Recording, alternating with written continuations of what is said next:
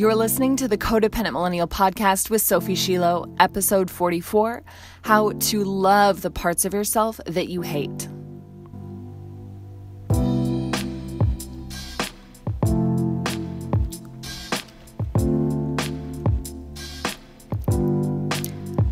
As always, today's conversation is inspired by an incredible question that I received from one of my mentorship clients. They're always asking the most insightful, thoughtful, vulnerable questions, and I'm always so inspired by how deeply they're engaging with what we're working on together. It's really beautiful, and it's so special for me to be able to get to share that with you so that you know that whatever it is that you're struggling with, that you came to this podcast to find an answer to or a solution for or some help around, you're never, ever alone. So today we're talking about what to do when you just hate parts of yourself. When you hate a part of you that did something in the past that you're not proud of, when you hate a part of you that doesn't want to make a good decision, when you hate something about yourself physically, etc. At the end of this episode, I'll also be giving you my number so that you can text me for support in healing your codependency. I have loved connecting with so many of you in this way, so if you and I aren't texting yet, jump on it. That's all at the end of the episode. Okay, so self-hate. How did we get this way?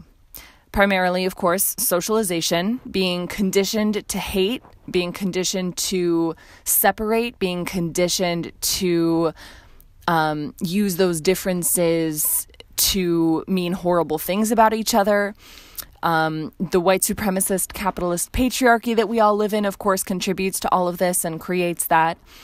Being raised in a society that uses punishment very freely and almost indiscriminately sometimes, etc. These are all factors that contribute to us judging ourselves, rejecting parts of ourselves, hating ourselves, all of it. No one really escapes this. Self-hate and self-judgment, these are things that just kind of happen if you are socialized in our society today, especially Western society. You know, I'm of course speaking in the perspective of someone who's been raised in North America, but this is pretty worldwide, I would say. So let's look at why would you ever hate a part of yourself? The answer, I think, is, of course, if you think it's wrong or bad, or if you think it makes you wrong or bad. In other words, you hate something about yourself because of what you are making it mean about yourself. So ask yourself the question, what are you making it mean about yourself that you blank?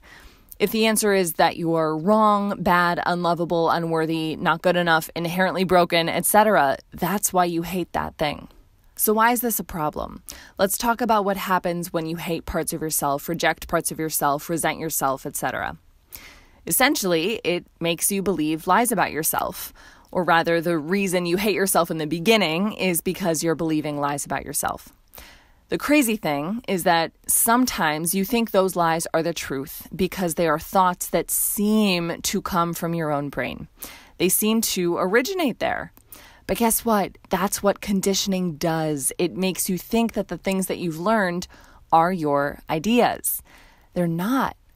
The thoughts you notice in your brain that make you hate and reject and judge yourself are just lies that hurt you. They're not drops of inner truth coming from your core, okay? Let's use an example that I've already mentioned here today. The white supremacist capitalist patriarchy and its effects on our sense of self-worth and on our self-love. The reason you might hate yourself for, quote unquote, not being as productive as you should have been is because under the system of white supremacist capitalist patriarchy that we exist in, productivity at the expense of one's well-being is really glorified as something that is just more important than your own health and happiness. The reason you might dislike or resent or reject your darker skin is because under the system of white supremacist capitalist patriarchy that we exist in, that physical feature has been deemed less beautiful, less valuable, less trustworthy, less intelligent, etc. It's poison and it's all lies, but it's there. It exists.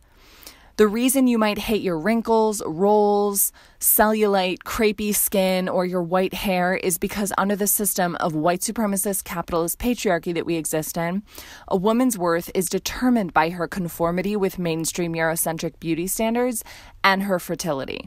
So if you're deemed in the public eye to be unattractive, fat, or old, then you're kind of handed a self-hate directive from society. For more on this, check out my favorite creator on Instagram, Gender Sauce. They have a beautiful meme about aging as well as every other human topic under the sun. So go bask in their memes. Gender Sauce. Okay, more examples. The reason you might hate yourself for being a woman, being LGBT, being gender non-conforming, etc., is because, say it with me, under the system of white supremacist capitalist patriarchy that we exist in, it has been decided that falling into one of these groups is categorically worse and less valuable than being a cisgendered straight man. Again, nonsense, but that narrative is there. Caroline Caldwell, who, as she says, is an artist, writer, and bad girl based in New York City, wrote that, quote, "In a society that profits from your self-doubt, liking yourself is a rebellious act," end quote. This is exactly what she was talking about. By the way, her work is amazing. Her art is absolutely unreal. You have to check her out. Her website is dirt-worship.com. So now let's talk about what to do about these poisonous lies that breed self-hatred. By the way, I know this is an intense topic, okay? I know how I sound when I say, so now let's talk about what to do about these poisonous lies that breed self-hatred.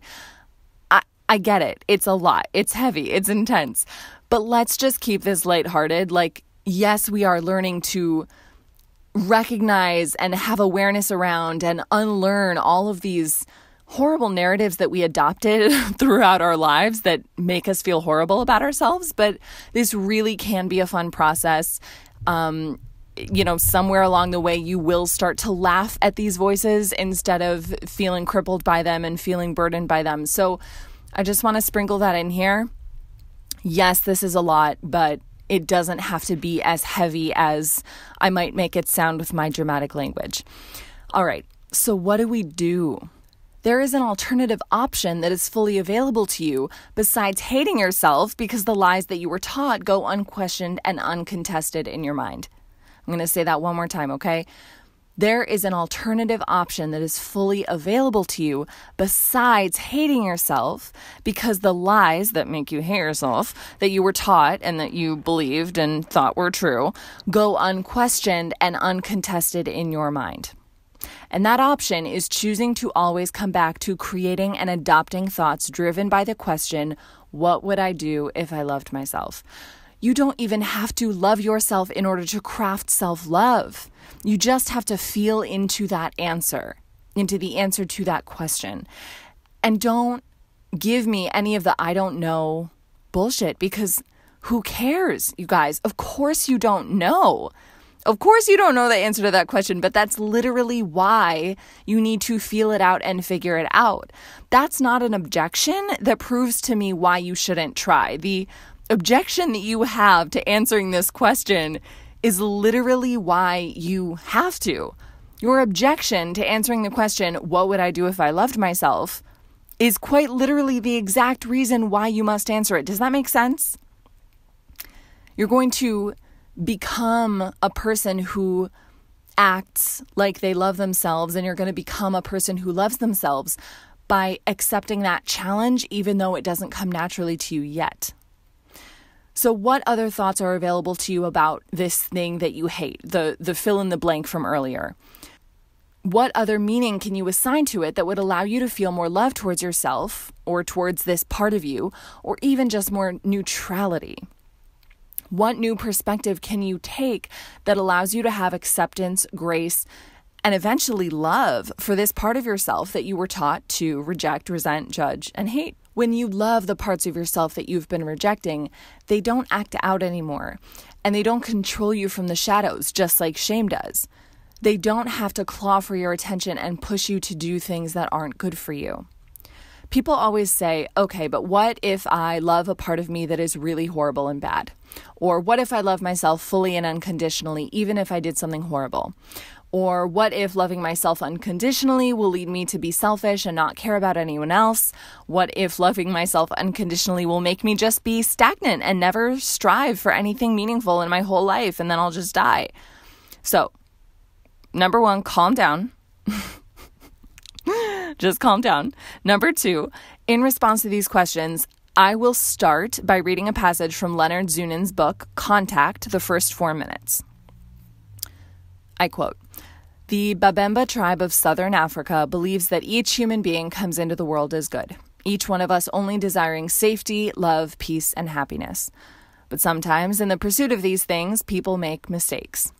When a person acts irresponsibly or unjustly, he or she is placed in the center of the village, alone, unfettered. All work ceases. All gather around the accused individual. Then each person of every age begins to talk out loud to the accused. One at a time, each person tells all the good things the one in the center ever did in his or her lifetime. Every incident, every experience that can be recalled with any detail and accuracy is recounted. All positive attributes, good deeds, strengths, and kindnesses are recited carefully and at length. The tribal ceremony often lasts several days, not ceasing until everyone is drained of every positive comment that can be mustered. At the end, the tribal circle is broken, a joyous celebration takes place, and the person is symbolically and literally welcomed back into the tribe. Necessity for such ceremonies is rare." So you see that there is another way that you could approach your missteps. You don't have to meet yourself with cruelty and punishment and withholding of love, even when you act in ways that don't align with the person you really want to be in the world. If you shame yourself, you're also more likely to act in ways that create more shame for you. So you can sidestep that whole downward spiral by simply no longer choosing to have shame be a part of your relationship with yourself. I also want to say that loving yourself more never leads to feeling hatred for others, because true self-love acknowledges that we are part of a global community, and alienation or racism or heartlessness or cruelty doesn't actually come from a place of self-love. So you can put that worry out of your mind as well. Similarly, when you love yourself, you don't actually want to self-sabotage and stagnate and devolve into horrible, unhealthy, bad habits or overindulgence. When you love yourself, you just take really good care of yourself. You treat yourself really well. And that might mean that you're only exercising 3 days a week instead of 7. But guess what? Working out 7 days a week for you might have felt like punishment coming from shame, whereas working out 3 times a week or 1 time a week might feel like care coming from a place of love. Remember, and we've talked about this before in our boundary episodes, so go back to reference those if you haven't yet. Remember that love doesn't mean no boundaries and no discipline. Love doesn't mean you never say no. Love just means you live guided by love. You say no when love would say no. You have a boundary or a limit where self-love would draw a boundary or have a limit. I also want to call your attention to Bunny Michael, who is, I can't say my second favorite creator because I think they are tied with Gender Sauce. I mean, they're just incredible creators. I can't recommend them enough, and I can't thank both of them enough for the impact that they've had on my life. So again, Gender Sauce, and go check out Bunny Michael on Instagram. They have memes about self-love. They have 2 books, I think, at this point that they've written on self-love. One of them is called Love Notes from Your Higher Self.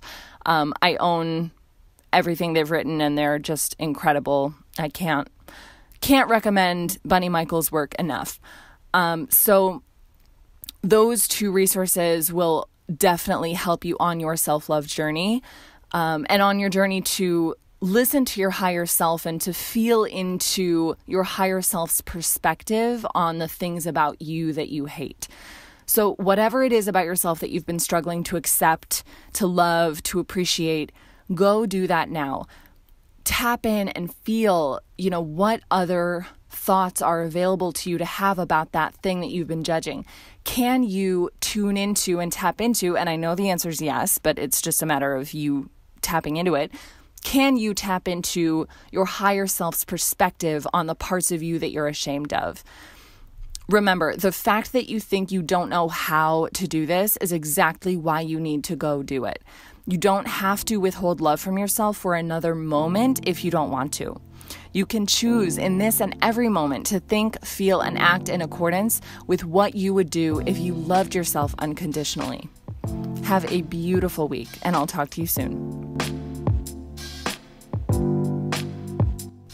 If you want more in-depth support around healing your codependency, just visit codependentmillennial.com, or you can text me, yes, it is really me, at 216-279-4035.